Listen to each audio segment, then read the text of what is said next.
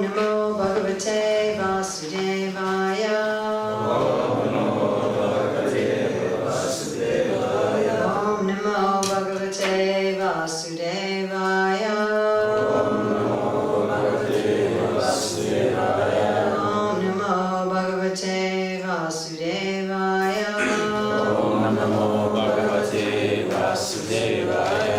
So July 23rd, 2018 in Ljubljana, Slovenia, reading from Bhagavad Gita, chapter 2. Contents of the Gita summarized, text 16. Nasato vidyate bhavo. Na bhavo vidyate satam. Ubayorapi dristontas. Tvanayos tattvadarshibhi. Nasato vidyate bhavo. Na bhavo vidyate satam. Ubayorapi dristontas. Tvanayos tattvadarshibhi. Nasato vidyate bhavo. Na bhavo vidyate satam. Ubayorapi dristontas. Tvanayos tattvadarshibhi. Na, never. Asataha, of the non-existent. Vidyate, there is. Bhavaha, endurance. Na, never. Abhavaha, changing quality. Vidyate, there is. Sataha, of the eternal. Ubayaho, of the two. Api, verily. Dristaha, observed. Antaha, conclusion. Two, indeed. Anayaho, of them. Tattva, of the truth. Darshibihi, by the seers. Translation and purport by Srila Prabhupada. Those who are seers of the truth have concluded that of the non-existent, or the material body, and the eternal, the soul, there is no change. This they have concluded by studying the nature of both. Purport.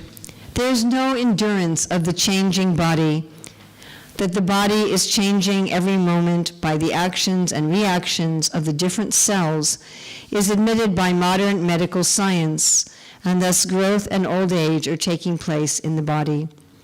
But the spirit soul exists permanently, remaining the same despite all changes of the body and the mind. That is the difference between matter and spirit. By nature, the body is ever changing and the soul is eternal. This conclusion is established by all classes of seers of the truth, both impersonalists and personalists. In the Vishnu Purana 2.12.38, it is stated that Vishnu and his abodes all have self-illuminated spiritual existence. Dhartishmi Vishnu Bhuvanani Vishnu. The words existent and non-existent refer only to spirit and matter.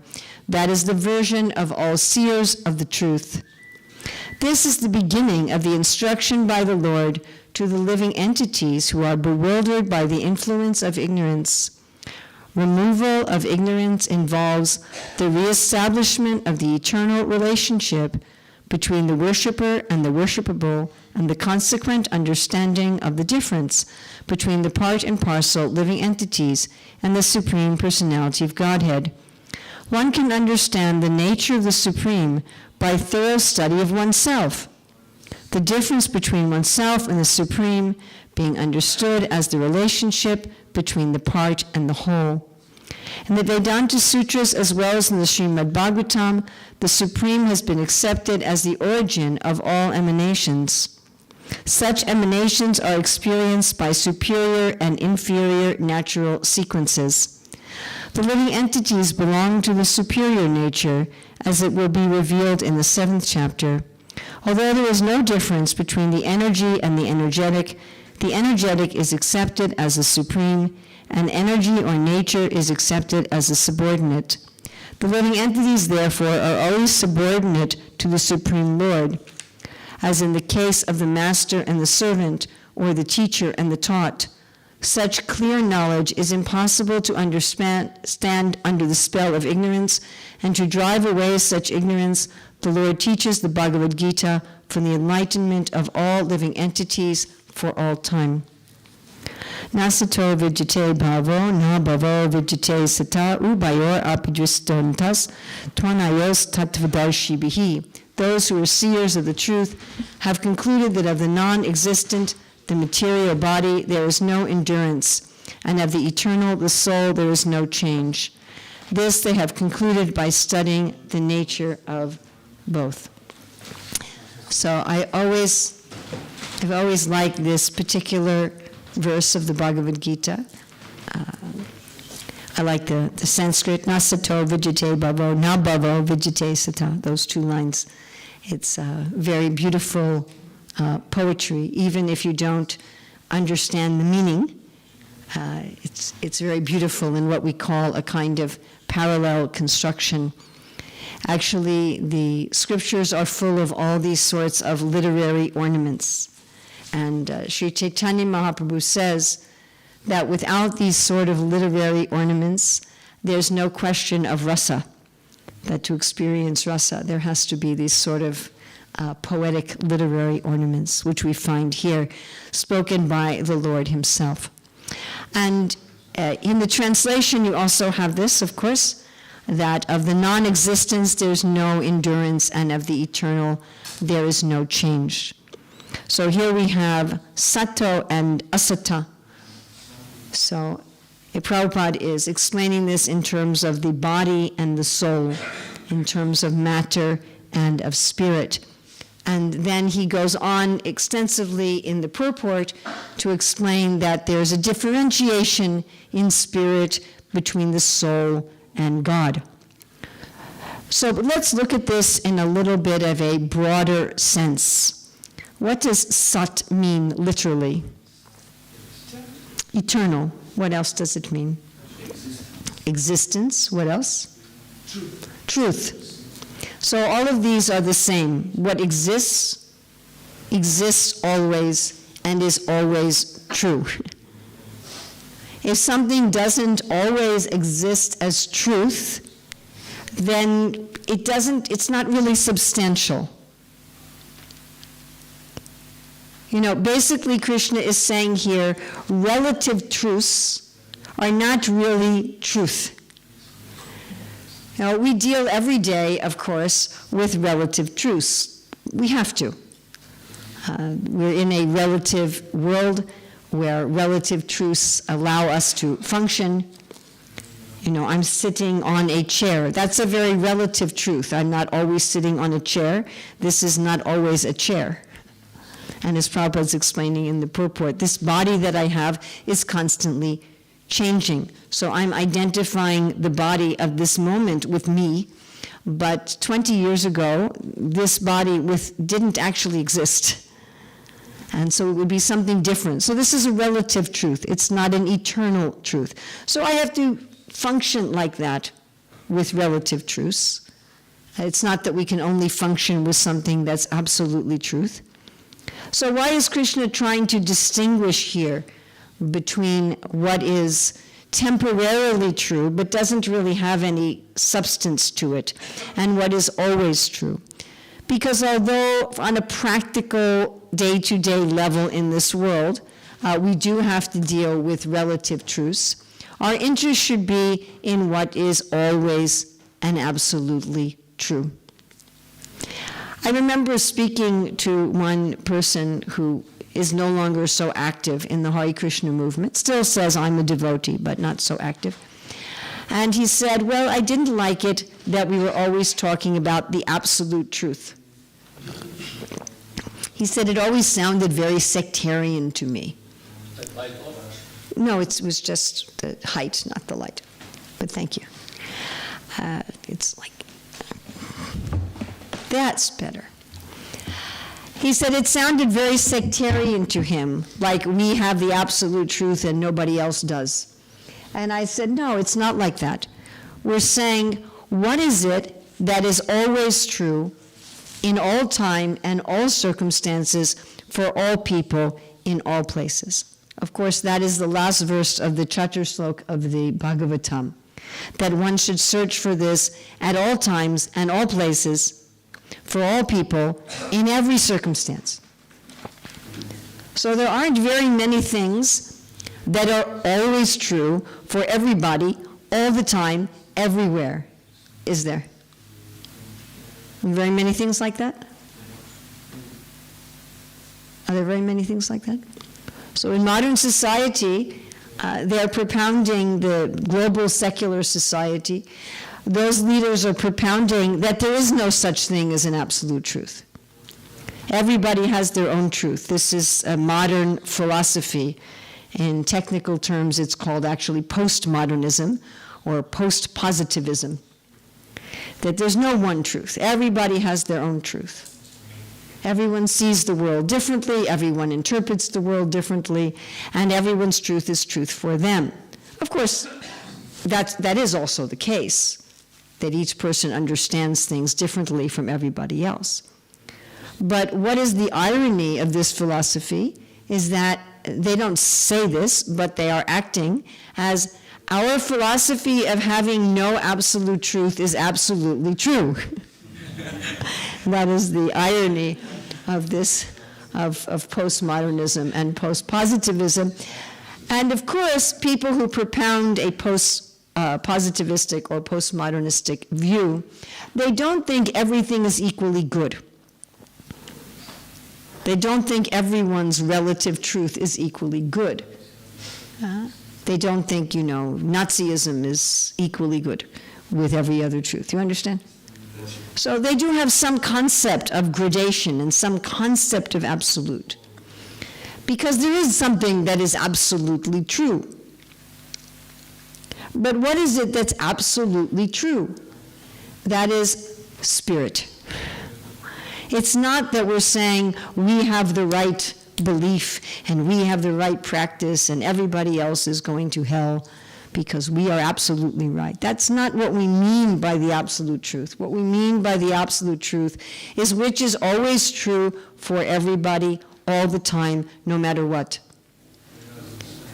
Whether you are a human, whether you are a bug, whether you are old, whether you are young, whether you are, peach-colored or brown-colored or purple-colored or whatever color you may be, or whatever language you may speak, or however you identify yourself, or whether you're in a horrible situation or a wonderful, spirit is always true.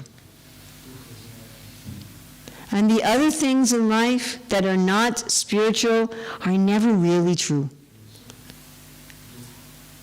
Maybe for practical use, one has to say, this is a microphone, okay. But it's not really a microphone. Before it was a microphone, it was something else. And it will be again in the future something else. Isn't it? Or like this chair. This is wood. So before this was carved like this, it was a tree. And before it was a tree, it was sunlight and water and earth.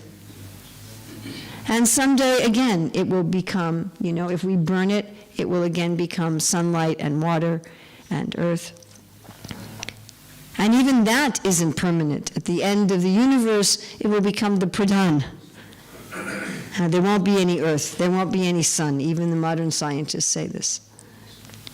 So eventually, it won't even be any of those things. It won't even be the modes of nature. It won't even be atoms and molecules. So it's not true. It may look like it's a chair for a long time. It may be a chair for 20 years or 200 years, but it's not really truth. So we want to put our attention, and it's interesting, Krishna says here, that we can understand this just by studying the nature of both. I find this interesting. He's not saying here, you can understand this just by hearing from the scriptures or hearing from the sages, just by studying. There's actually many things which we can understand just with a little thought and observation. And he's using the word darshibihi, to pay attention. If we just pay attention, we'll see, oh, something that keeps changing and something doesn't change. My sense of I doesn't change, but everything else around is changing. So if we connect ourselves, anchor ourselves, shelter ourselves to something that's always changing, what will happen? Is that a firm shelter? It's not a firm shelter, isn't it? And we find this in this world all the time. You know, in very demoniac governments, if you are faithful to the government, then when the new government comes into power, they will kill you for being faithful to the old government. So you think, I'm going to take shelter of the government, and the very fact that you take shelter of the government means you get killed. Or you can take shelter of a job, and then the company is finished. Right? You can take shelter of your husband, your wife, and they may leave you for a more attractive partner, or eventually they die. You may take shelter of your money, and then it may be gone. Some thief may take it, or the market may collapse. You take shelter of your body, and then one day you look in the mirror, and one day I looked in the mirror, and there was my mother looking at me out of the mirror, and it's like, how did that happen? And now I look in the mirror, and it's my grandmother. How did she get in my mirror, And so if we take shelter of the body, if we're thinking, any of you who are young, I'm sorry to disturb you, but if when you're young and strong and beautiful and you think, yes, I take shelter of my body, and one day it's like, where did it go? So if we put our shelter in the things of this world, if we put shelter in the changing forms of this world, we have to use them practically. But if that becomes our shelter, then it's gone. I think of it, it's like you're connecting to something and then it sort of melts. You're wrapping your rope around something and then it's just, it's gone. And you're like, I don't, what's the basis of everything that I've done? I really saw this clearly when my mother was dying, and she was in a home for old people. So many of the people there had some kind of Alzheimer's or dementia, and she didn't. Her body was finished, but her mind was good. And many of the people there, they couldn't remember anything. You'd say to them, "Oh, are you married?" And they go, "Yes." I don't know. They didn't know. And you ask them, how many children do you have? I have 3, 2. I don't know. What did you do in your life? I don't remember. And it was just gone, and sometimes the people who worked there, they would tell me, oh, this person was a famous singer, and this person was this, and this. And it was gone. It was just all gone. I thought of it like, you're building castles in the sand. So again, we have to live in the world, but our shelter should be in the spirit. Our shelter should be in what's absolutely true, what is always true, and that should be mostly what we are looking for. So of course, if you're sitting in this room, you can say, well, I don't know why she's saying this. I'm already doing that. I'm doing that all day, every day. This is really boring.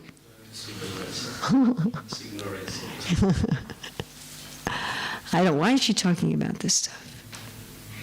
Elementary. I already know I'm not the body. I already know spirit. I'm already looking for the absolute truth.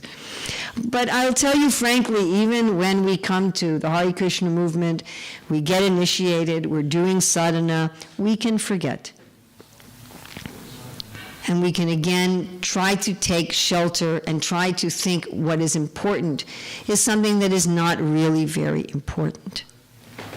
And this, having darshibihi, to be able to see what is important and what is not important. I was just asked when I was in Hungary, the GBC asked me to speak to some devotees who had left ISKCON for many, many years, and they had become very critical of ISKCON, and they had been publishing very critical things, and now they wanted to come back, and they had written a letter of apology to all the devotees and all the leaders, and they were asking to come back. So they were asking some of us to speak to them. So when I was speaking to them, they were saying, there's this thing, even though they wanted to come back, so they were still telling me there's this problem in ISKCON, and this problem, and this problem, and this problem. And many of the things they said were problems were actually problems. Not everything, but some of the things they said, I had to say, you're right. Actually, that is a problem. And you're right about that one, too. That actually is a problem also. And then finally I said, but it doesn't really matter. I said, you're never going to find a society that is free from problems. Because he was saying, well, I'm thinking if I come back to ISKCON, I will fix all the problems. I said, good luck to you. I said, even if you fix some of those problems, there will be other problems. And I said, and we're a preaching movement. We're constantly bringing in new people from the outside. And everyone is bringing their own difficulties, right? I said, but it doesn't matter. Of course, we should try to fix things. I'm not saying, again, that we shouldn't. We have to deal with temporary things. But I said, here in ISKCON, you can achieve Krishna Prema. And I know many, many people in ISKCON who are achieving Krishna Prema. And that you can do. This person may have done this bad thing, and these people may be fighting, and this thing is wrong, and that thing is wrong. And we should try to fix them. But those are not absolute truths. That's not really our concern. We are here to develop love for the absolute truth. And sometimes we need to remind ourselves, why am I here? What am I doing? Because even here we can get caught up in other things. I was telling him the story of how Srila Bhaktisiddhanta Saraswati had one disciple who was a very expert manager, but was also had some personal ambition. And many of the other God brothers, God sisters, they would say to Bhaktisiddhanta, this person, he has some personal motive. And Bhaktisiddhanta said, yes, I know. But still he was engaging him in doing some service. And after Srila Bhaktisiddhanta departed from the world, this person acted to take over some of the properties. And Srila Prabhupada said, he was chanting Hare Krishna thinking, I will get the property, I will get the property.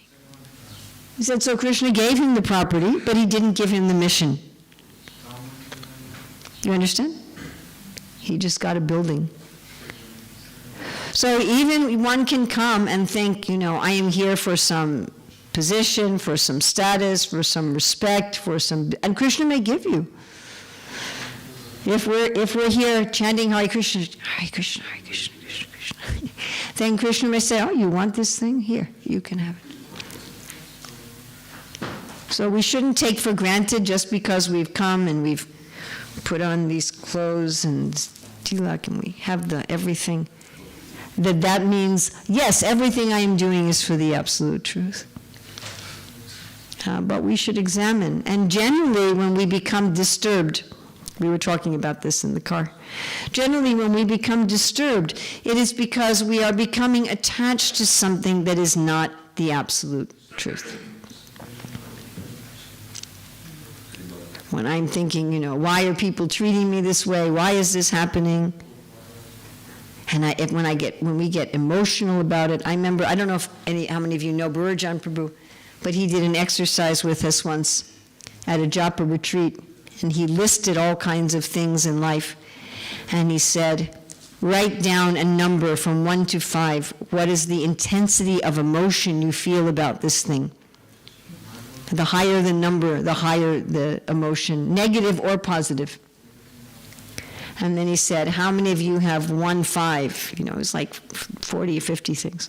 How many of you have any 4s? And then he looked at everybody and he said, why do you have any 4s or 5s about any of these things? And we were all kind of, oh. He says, these are all temporary things. None of these things that he had listed are actually eternal. So this we can, ourselves, we can see.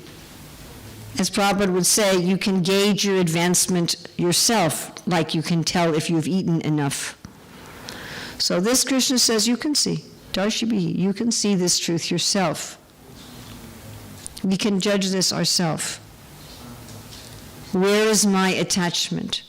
Is it to the eternal or to the non-eternal? What is true or what is not true? I mean, this chair is true in the sense that it exists, but it's not true in the sense that it's not eternally a chair. Do you understand what I'm saying? It always exists, but not as this, not in this identity. That's constantly changing. So where is my shelter? Where is my emotional investment? I love that story when Krishna was in Kaliya and the residents are just practically dying because they had invested everything in Krishna. You know, other people are dying when the stock market goes down, right?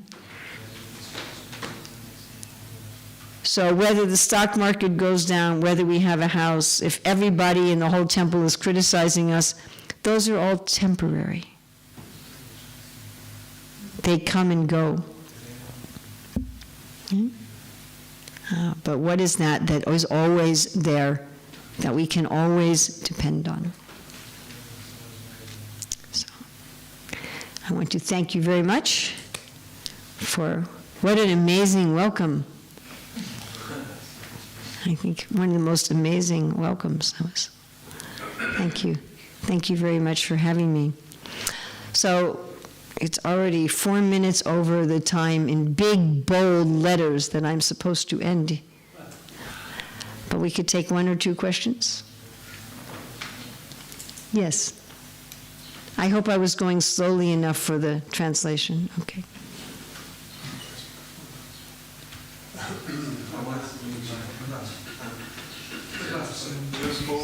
You spoke about the relative absolute. Yes. You spoke about this difference, but many times we could somehow object to this difference not being so important. People who speak about this usually have these worldly opulences like fame and, I mean, relatively speaking, in ISKCON, for example, sannyasis, they are materially quite well off,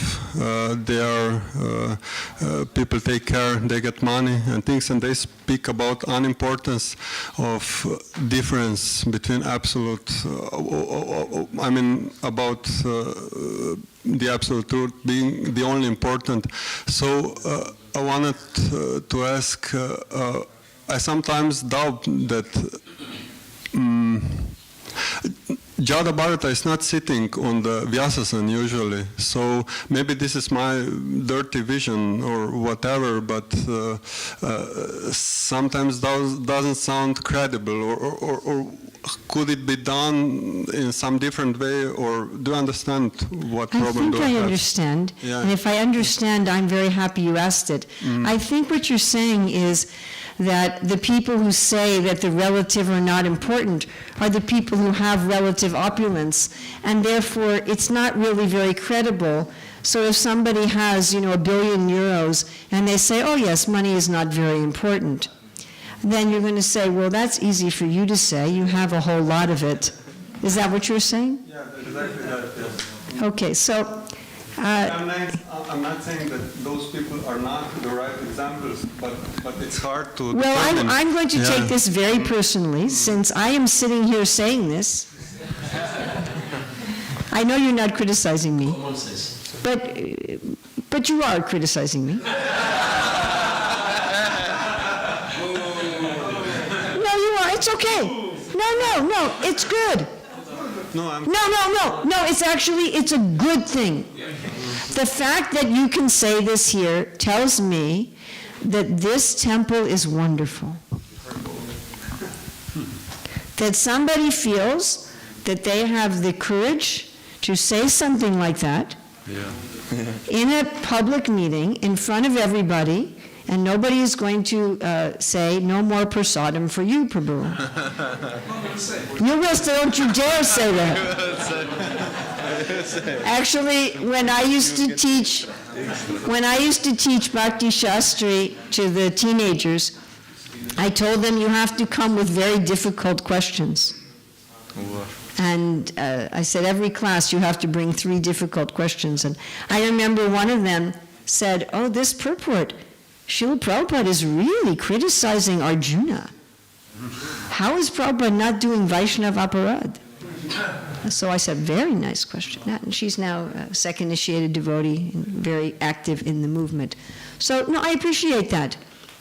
And you're saying to me, yes, you came here, we had a big kirtan for you, we're throwing flowers at you, we're giving you the guru room, the sannyasi room, and now you're saying it isn't important. How can I believe you? So, just a little bit about myself, so that I will be credible to you. So, I was born in a very rich family. My parents they were multimillionaires and very famous also. And I got to see how that just because you have a lot of money and a lot of fame doesn't make you happy. I got to see that directly, and from the time I was very young, I said, I want to find God. Then I moved into the Hare Krishna temple, and I moved in with one little box. You know, I slept in a room with 12 people, and I had nothing. I didn't take anything from my family at all. I mean, I had like 3 saffron polyester saris that weren't real saris. They were just big pieces of cloth, very heavy cloth. To keep them on your head, you had to pin them like this with a safety pin, and then they would move like this. They weren't even real saris. And the border was just dirt because they were so heavy. They were dragging on the ground. They always had a gray border of dirt. But I was happy. I was happier with nothing. I mean, we really had nothing. You know, we didn't even have a bed. I mean, I think it's very interesting that as a Vanaprastha, I'm given beds wherever I go, but even as a Grahastha, we never had a bed. We always just slept on a sleeping bag on the floor, and in the morning you roll it up and you wash the floor and you have a little box of something. But I was much happier chanting Hare Krishna with nothing than I was in the great big multi-million-dollar apartment on Central Park West in New York City. So I've actually experienced that, and as a member of ISKCON, there was a time my husband wanted to start his own business, and he eventually did, but the first 2-3 times he didn't work out. It took a few times. And one time I remember he said to me, Urmila, can you count your money? So we counted our money, and we didn't even have $1. You know, we had 73 cents. And then he said, okay, the only possession we had then was one computer. We didn't have anything else at all, like not even a piece of furniture. So he sold the computer and got a job. And then a few months later, he had enough money from the job to buy a house. And so sometimes we had and sometimes we didn't have. And so I've had and not had. But I haven't found that one is happier than the other. I found I'm happy if I remember Krishna, and if I don't remember Krishna, I'm not happy. And I was just talking to Audarya Chandrika about how difficult it's been to be a woman in ISKCON. So not here in Ljubljana, but For the first 10 years I was in ISKCON, I wasn't allowed to preach at all, even though before I joined the movement, I was trained in debate and public speaking. I mean, I literally had a room full of trophies. I was the state champion, I was the district champion in public speaking and in debate. And they said, sorry, you're a woman, you cannot speak, just be quiet. And, you know, it was really heavy, actually. And, you know, there were 15 years I wasn't allowed to chant japa in the temple room at all. And so, you know, the men were in the temple room, the women were in a second classroom, and the women with children, which was me, was in a third classroom. I had to chant japa often in garages, you know, without heat in the winter with my baby, and that weren't even clean. And we were given prasadam last. So first for the men, then the women without children, and then the women with children. You know, and the children are hungry and you're getting prasadam last, and the men get the pakoras and the women don't get any pakoras.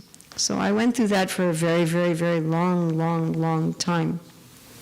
And sometimes I'm actually hesitant to accept any kind of respect, because there's a level on which it bothers me, actually. There's a level on which I don't like it. You know, I try to understand that no one's respecting me, they're respecting Prabhupada, that's all. It's not a respect for me. If I think it's a respect for me, I don't like it at all. But anyway, I've experienced both. I've experienced being treated like, I was told, I would go to Bhagavatam class, and the speakers were erstwhile sannyasis. You know what that means? That means they're not sannyasis anymore. So the people were sannyasis who are no longer sannyasis. And they would say, all the householders are just dogs, especially if they have children. They are just useless. They have no place in the Sankirtan movement. And I would just go home and cry. So I have been in that situation for many years. And then I'm in a situation, I come here and I'm respected. Don't think I'm respected to this extent in every temple. And then I've been in situations where I have absolutely nothing. And then I've been in situations where I have a lot. And I see that it's the eternal that's important, not these other things. I don't see that it's these other things that's the source of my happiness or distress, really. I hope that adds a little bit to my credibility. Perfect. No, that's foolish also. No, I'm not perfect. But I'm just saying it's not, and you should understand that many... Perfect to answer, not perfect in absolute terms, but perfect to answer the kind of question. That's because you were in a quite difficult position relatively to sannyasis, to man sannyasis, so that's why No, but there's... and the other thing is that if something is truth, even if the person who's speaking it may be disqualified in so many ways, it doesn't matter. Like we say, you take gold from a filthy place. So if somebody is, no matter what somebody's qualification is, just like when Prabhupada had a stroke and he was in the hospital, and one of the doctors came in and said, this old man is praying too much. He needs to get exercise. So the disciples were very upset. But Prabhupada said, he's right. And then Prabhupada started taking a vigorous walk every morning to get exercise. So even if somebody says something that isn't qualified, if what they say is true, then one can also accept that. And we see practically, this says Darshibihi, we see practically that if having the temporary things of this world was enough to make one happy and satisfied, if they were a proper shelter, then all of the rich and famous and powerful people in the world would be happy. And none of the poor and infamous and sick and crippled people would be happy. That's not true. We see many people who have nothing and they're happy, and we see many people who have everything materially and they're not happy. We don't see a direct correlation between how many things you have in the world. I mean, the subject of my thesis was on job satisfaction, and job satisfaction has a lot more to do with how much meaning there is in what you're doing than how much money you're making. So this is it's a general observation. Anybody can observe this. In modern society, we're told from childhood, you know, if you make a lot of money and you have a high status job and a beautiful house and a flat screen TV in every room and a dog, and you know, then you'll be happy. But at the same time, we see that's not the reality. Anybody can darshi bihi.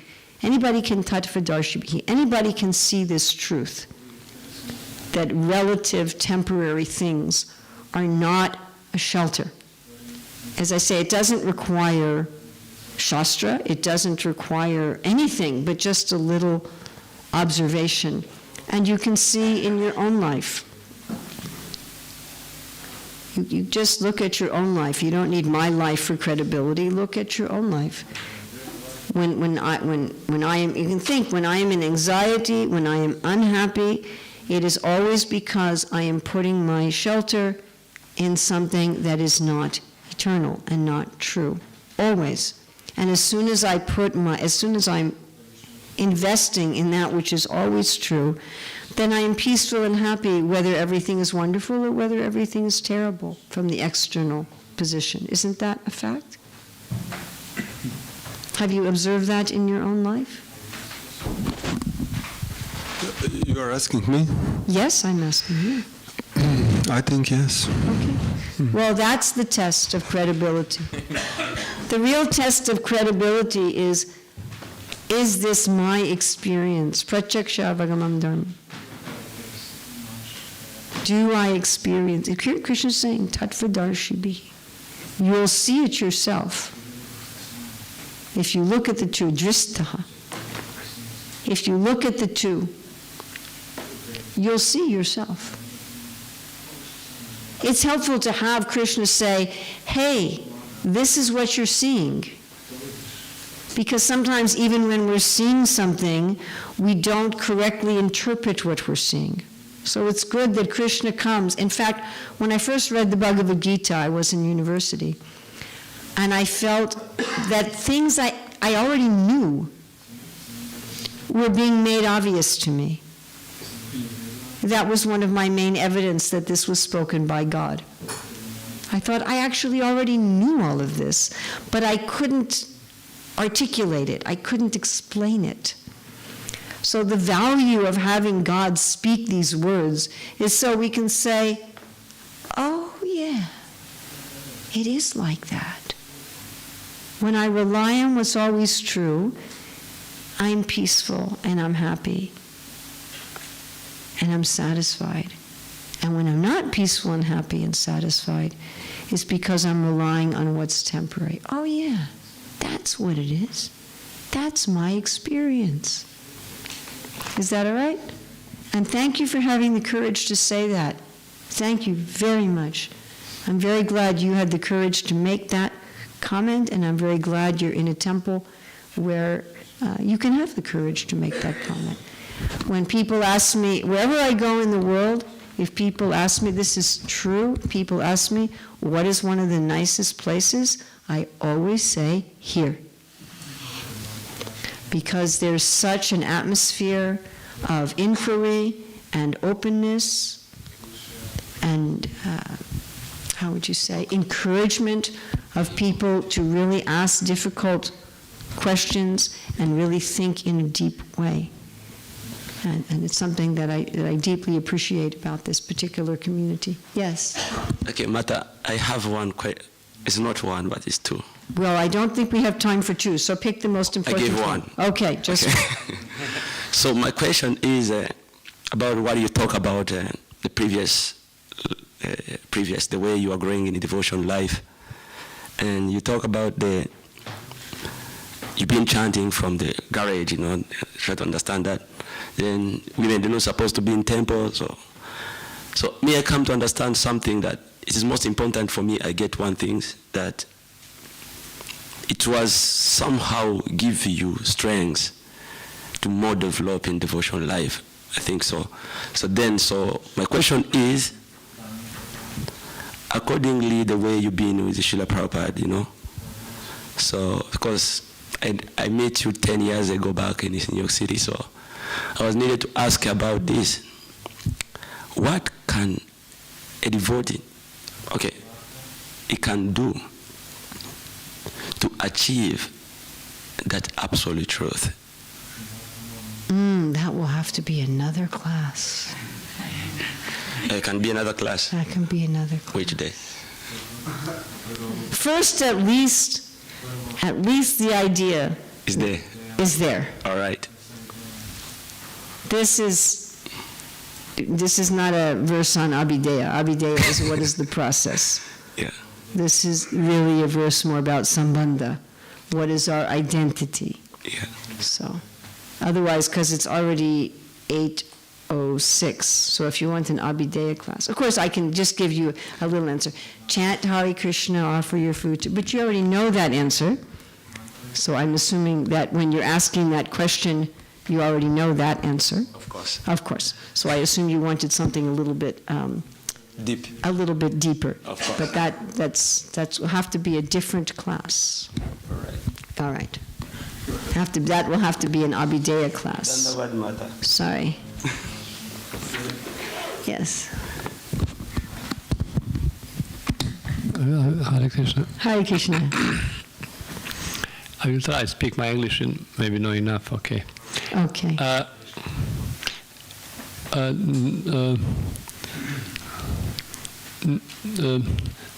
I think in various problem, I doing any service, and after some time I have connect for this service. This not absolute true. I have attachment. I have many time traveling and looking. Manager go out, manager service, no have more enthusiasm for service. Means no have connect for absolute true. You Yes. change service, Yes. automatic you change inspiration, everything. Interesting. Means my eyes here. Interesting. I looking, you're doing some, any position, you have touch for this. Yes. No like change. Everything broken, you no like change. Yes. Ashram, service, leader, any position. No simple, I think there is problem. My maybe small realization, problem I don't have connect for absolute true. I have knowledge. Jnana, Yes. jnana. Yes, but not not real No somebody. have realization like that. Maybe speak something impossible for Thank you. this. That was another wonderful question. Did everyone understand that question? Not quite. So it's a person may be doing some service, but when the service changes, they lose all their enthusiasm, which shows that their attachment was to something temporary. So let's enter this first from a relative perspective. Krishna says that we should be engaged according to our nature. It's a very important theme of the Bhagavad Gita. So it is true that if I am in a service according to my nature, I'm going to feel much more enthused than if I'm in a service that's not according to my nature, even though that nature in this world is temporary. So if you have the nature of Kshatriya and you do Kshatriya work, you'll feel more enthused than if you're doing Shudra work, even though that is not an absolute truth. So that is an important consideration, and we cannot just say, oh, if you are more enthused in one service than another, you are not connected with the absolute truth.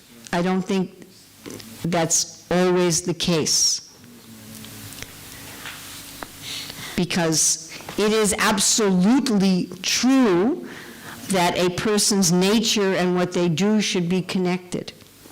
That is always true. In the spiritual world, that is true in our spiritual form, and that is also true at a temporary level in this world. Now, having said that, it is also the case that if our enthusiasm is dependent on any temporary or changing things, that we probably are attached to the wrong thing. So both of those are the case. It's interesting in the progress of bhakti.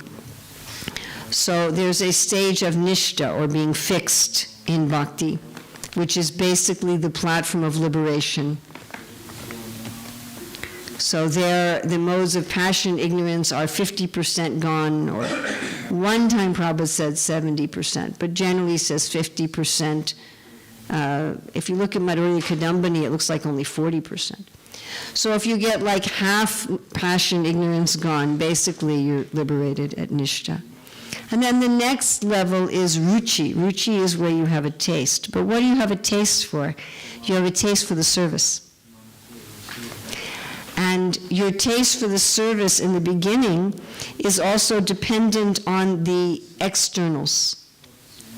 So you'll have a taste for kirtan if the harmonium player is very expert and the mridanga player is expert. You understand? But like I've been in kirtans where nobody can sing on time. Nobody. It's just like, and you're trying to play cartels. It's impossible because every time they lose the rhythm, you know, they're just like, okay, I'm just going to end this kirtan. I mean, so the higher stage of ruchi is where you enjoy the service even when the externals are not nice, when the people are playing offbeat and Hare Krishna, Hare Krishna, and you still enjoy the service. But interestingly enough, the next stage, which is the end of sadhana, is Ashakti. Ashakti is the last stage of sadhana bhakti. In Ashakti, you are no longer attached to the service, you are attached to Krishna. That is the end of sadhana bhakti. After that is sajja, is bhava bhakti. So to be just attached to Krishna and not to the particular service is certainly a high level of bhakti. We may not be on that level right now on July 23rd of 2018 at now 8:12 p.m. Maybe we'll be there at 8:13 p.m., I don't know. But at least we can understand that if I become discouraged when there's some changing thing, that the problem is not so much the changing thing, the problem is where is my shelter. At the same time, we should try to be engaged according to our nature. That is not unimportant. So I do think we need to end here. Thank you I'm not going to forget about that. Srila Prabhupada ki jai. So I brought here a new book, and it's a Hare Krishna novel. I don't think we have very many Hare Krishna fictional novels. We have a few, but not so many. So this is a story of how some people went from being materialists to attaining Krishna prema. But I wrote it in language that anyone in the public can understand. I didn't use practically any Sanskrit. So it's written in language, of course it's in English. But if you know people who can read English, it's the kind of book that you could give to non-devotee family and friends and co-workers and like that. And what I did was I took the metaphors that Jud Bharat, you mentioned Jud Bharat, I thought that was funny, that Jud Bharat spoke to Maharaj Rahugana of the Forest of Enjoyment, and then the metaphors that Lord Chaitanya told Sanatan Goswami about Sarvagya the astrologer, and then the metaphors of Raghunath Das Goswami in Manashiksha. So I took those three sets of metaphors and I put the story around the metaphors. So the people in the story go through, like Jud Bharata starts with merchants in a forest. So the people are merchants in a forest, and they experience all the metaphors that Jud Bharat gives. So Although I have 40 books here, 20 of them are for Zagreb. So I can only sell 20. I thought I was going to bring more from I had a lot more in Hungary. I didn't realize when I was in Hungary, they were having a major festival with 10,000 people. So I didn't have enough books there. I thought I was going to bring like another 20 from Hungary, and they're all gone. Sorry. So anyway, I have some books here. They're 10 euros each if you want me to sign them. And if you want to get like a bulk order, I can also arrange that. And, I think I'll still have some tomorrow. Okay? So thank you again, and I hope it's okay that I went a little late. We started late, so it's okay, right? That's all right?